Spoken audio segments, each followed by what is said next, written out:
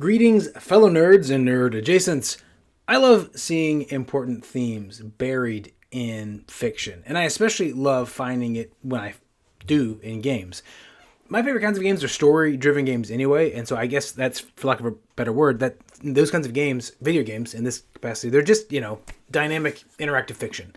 That's why when I discovered redemption to be such a centrally important theme in two of my favorite games that I've played over the past couple years, it was such an awesome surprise. So I would even suggest that the themes of redemption, of restoration, healing, and forgiveness that you find in Hogwarts Legacy and in The Legend of Zelda Breath of the Wild, those themes are what make these games so powerful for those of us who really enjoy them.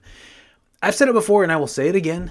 I'm not a completionist, but one thing I do love is when I am able to dive deep into a world and I can really unpack some of the things like character development. I can understand more of the lore, and you do this through nooks and crannies where things are hidden. You think of games like in the Bethesda world where they have all these books scattered abroad that are telling you bits of the mythology and those sorts of things, or in Zelda where you're finding these sort of fragments where information is listed and all of those kinds of things. And in Hogwarts Legacy, obviously, there's all the lore that's scattered throughout the world. So I guess in that sense, I'm thinking, I love not just open world, but deep world. Open world is awesome, but I don't want a thin open world. I really like the story to shine through. And so when a game really shines, when it really is just, chef's kiss for me, it's when characters are given the chance to really evoke and to live out very human experiences. Even if they're not like fully human characters, like, in Hogwarts Legacy, we have, goblins and trolls, and at least one important house elf, these sorts of things. And then in Zelda, obviously, we have Koroks and Zoras and Gorons and Rito. We have all of these different characters that are in races that are important there. But they're all living out very important themes of humanity, and I love seeing those play out in the interactions that our character gets as part of the wider story, and then in some of the side quests and that sort of thing. Now, I always try to keep all of my content as spoiler-free as possible for those of you who, like me, are on a budget and you wind up late to a game experience. Totally no shade, no hate on that at all. So I in this video, I won't be unpacking every single twist, and I won't even get into some of where I find these points most compelling in the games where I'm discussing today. If you let me know in the comments below if you'd like me to have a more spoiler-heavy discussion on any of these things, I would be happy to do it and kind of mark that as appropriate for those of you who are Anyway, Hogwarts Legacy leans on this theme of redemption centrally, and I think most importantly in the long-running side quest with Sebastian Sallow. Now, Sebastian is probably one of the most well-known characters for those of us who've played it, and are just kind of adjacent to Hogwarts Legacy. Sebastian's character, his whole plot arc is devoted to him trying to figure out a way to help his sick sister. She's very, very ill, and it's related to dark magic, and so as a Slytherin, he is open to whatever he can do to find a way to save his sister's life. He wants to heal her, get her back to full health. And so he's going to do whatever he can to make that happen. And this causes a lot of tension with a number of other characters in the game, and it puts our character, as he goes through the game, into some potentially morally compromising opportunities, which, to be like, as a sidebar, as one of I love when this sort of thing happens, and I think they could have dialed on this even more in the game, but as a whole, it works really well. But it's not only Sebastian, not only his plot where you see these things. I think everywhere you look in the game, you're going to see people reflecting on their own lives, seeking to make things right. In the game, I mean, you're going to be doing things like restoring stolen wands. You're going to be finding lost gobstones. You're going to help characters seek closure on their family members who got into the dark arts and then disappeared. Even in the main quest's story plot, I guess you could say, is using these gifts of ancient magic to help put an end to the vengeful schemes of the main antagonist, Ranrock. And redemption, kind of collected in as a whole, it reflected against revenge and retribution. It's a really competitive narrative device. And as a writer, someone who's always loved stories, I think this is a really awesome choice that Avalanche made, and I'm glad that they did. Why is this so important in Hogwarts Legacy? Redemption in general, why does it matter? I think part of the reason is because redemption is so central to Rowling's world that she created, to the Harry Potter universe. The the themes of redemption and healing, forgiveness, all of these sorts of things, they're really baked into the world of Harry Potter in a unique way. I mean, from the main storyline in the series, the characters that we know, to the side characters and the sort of the orbit of other books and stories that come about through, following up from the series itself. I think we see so many characters that are doing work to restore their friendships, to restore lost, repair trust, and even laying down grudges for the sake of the greater good. These are really important themes in terms of storytelling, and it's compelling to see how that plays out. So one of the reasons this game works so well is because our character is given the important chance to play a part in these like world-changing stakes, which of course is always like that's any good game's going to have some kind of like kick pushing you onwards. We're unraveling a mystery. We're trying to unlock the secret of this ancient magic that our character has been born with, this rare gift, before it's too late, right? So you have this time crunch, and tied to the backstory are themes of regret and heartache. You're going into like as things are revealed throughout the plot of the game. And when we're peeling back these layers, we learn about our characters' gifts and the stories of important professors, different characters in the world. We see how deeply human everyone is. This gives the game and the story in general, I guess, a level of believability that I don't think it would have had otherwise. And it made me want to keep playing to learn more and to do more in the world. And I've heard from other people, lots of people, I guess, online, that they find Hogwarts Legacy as less of a serious game and more of a game meant as like an interactive, Harry Potter experience. And I think for a point, I 100% understand and even would agree with that. That's why we show up, right? We show up because we want to experience the world of Harry Potter in a fun way, interactively, cast spells, ride brooms, find a hippogriff, all that kind of stuff that's sort of like you see it on the tin. That's what you want to get into. And I think this is a huge part of why we show up, but it's not the reason we stay. Avalanche really succeeded in making a compellingly cohesive meta narrative that fits inside the wider Harry Potter universe. And I think that's a really difficult thing to actually do well. I mean, if you've ever read any kind of bad fan fiction, or you've ever seen any adaptation of anything online or in any form of any medium where a general franchise has been sort of abused by people who have tried to make something within that universe, it's really easy to screw up and hard to do well. And so from bottom line, I think that's one of the things that Avalanche did so well. Okay, so Zelda, sort of pivoting a little bit, Zelda as a franchise is a different kind of animal altogether. Part of that is because when Zelda came out, when it debuted in 1987, the gameplay did in some sense revolutionize expectations for home gamers, console gamers. And it honestly, the original hardware was a severe limitation to some of what was potential. It's not like the reason that certain there's no like big world building. There's not a lot of character development. No, just like really fine-tuned sort of sublime.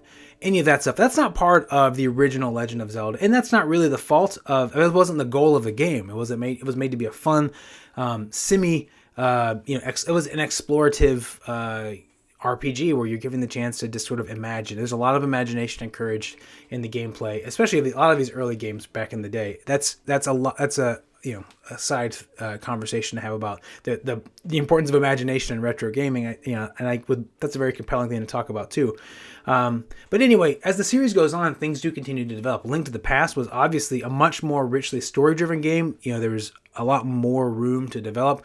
When you get to Link's Awakening, I think Link's Awakening is one of the saddest games in the franchise for specific reasons that I would love to make a full video if you're interested in diving into sort of reasons that I think Link's Awakening is such a sad game. Really, really compelling. The story, it was beautiful. And it's kind of ironic because the game was set up as a joke. That's an interesting thing. But anyway, sorrow, regret, redemption, these are deeply rooted themes within this franchise. As Zelda makes that jump into Ocarina of Time, we see this in a big way. Once we get to 3D Zelda games, Ocarina of Time, the plot was centered on the failure of two children to unravel and to fight against the plans and schemes of an evil magical warlord. I mean, that's a there's like the hint of darkness and sorrow and failure. I mean, the dynamic that's set up with the game is really, in a sense, these kids have failed and Link's got to pick up the pieces, and I think that's a really compelling thing when you step back on. I wasn't reflecting this at the time as a kid playing the game, but it's really something that as I've gone back on it, that's a really fun, creative theme. Majora's Mask, I mean, you have this time limit, sort of, I guess you can call it gimmick, where the world is at risk because an emotionally unhinged character is flawed, let's say, and he's been egged on to do some really horrible things by a misguided fairy. So her brother is trying to get Link to help save everyone, stop everyone, pull that all back, so these two fairies and their friend can go on their merry way and no longer put the world in danger. Wind Waker is a very the whole point of Wind Waker is the consequences of the sages failing to contain Ganondorf, keep him imprisoned, and then what happened as the world was abandoned, essentially. The final reveal from that last battle when you're fighting Ganondorf is one of the most satisfying bits of lore. The rest of the narrative and the plot that unfolds, the pieces that are put together, it was like a really chef's kiss moment for me in terms of like the games of my youth. It was such a well done story, one of my favorites looking back on it. Twilight Princess is one of the darkest and probably most sublime games in the franchise, and I think it's really sort of charged always with this tension between duty and vengeance with a lot of characters. And I haven't played Twilight Princess in a very long time. I'm looking to find a copy for my Wii U that doesn't cost my house right now. So I stay tuned for more content on that as soon as I find that game somewhere. But by the time we get to Breath of the Wild, Nintendo really knows what they're doing in terms of storytelling, world building, layering all of these things. The game is packed with deeply human elements of failure and redemption. I mean, like the regret and shadow of Link and his original the champion's failure to beat the evil calamity. All of that has really that's the whole game. That's what sets up the game. A failure to save the world has happened, and Link is given a second chance.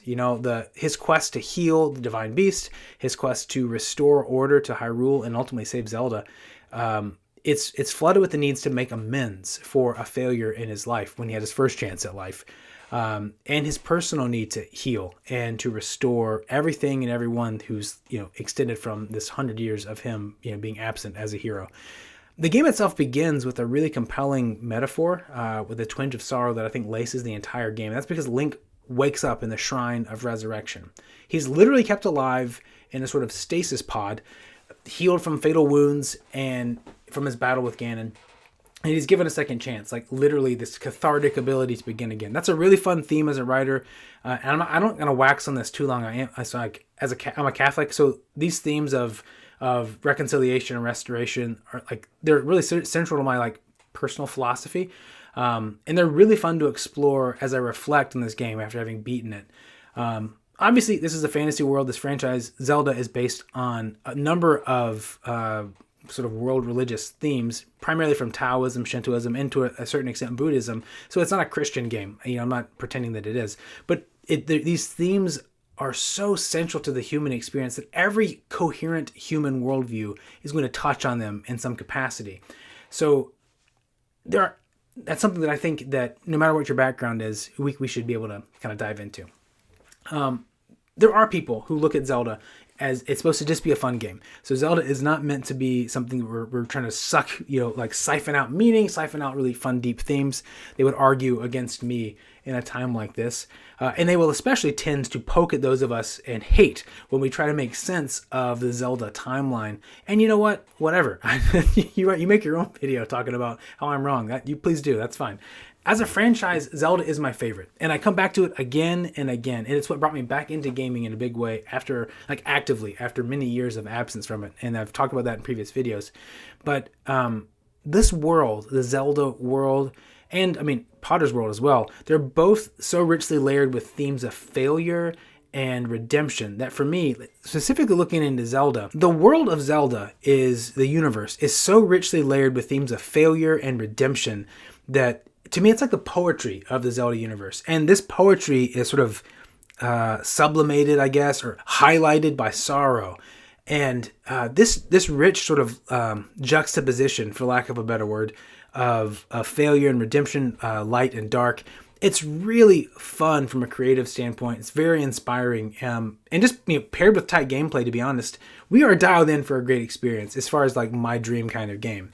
Redemption as a theme is, to me, a rich and really humanizing, layering tool in any story, and it gives the ability for a character that might not be relatable otherwise to become very compelling and interesting to those of us who are encountering, or in the case of games, most of these games, playing as.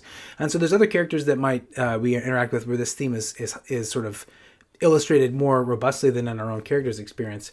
But honestly, the best thing for me with any kind of game, the best thing about video games in general, it's the time spent making great memories, right? And all the pieces of what makes this interactive fiction, all the elements to that, the music, the art, the gameplay, the puzzles, the story, the lore, all of those things, the world building, all of this comes together to make video games, such a fantastic art form, and why I'm so excited as as an adult to be diving into this and sharing some of these experiences with my own family, and I'm glad to have making a community of folks out there, finding other people like-minded, who are into the same sort of things that I'm into. It's a really encouraging space to be into, and I'm really grateful to be here with you guys. What do you think? Did I miss anything in these two games specifically? Am I off? Do you disagree? I'd love to keep the conversation going in the comments below. If there's something else, another game even that you'd like me to dive more deeply into, if you'd like a more longer sort of meaty review or just analysis, I guess, of a game, and open to doing that if you're interested in coming along for the ride. So let's just keep that coming, and I look forward to seeing you in the next one.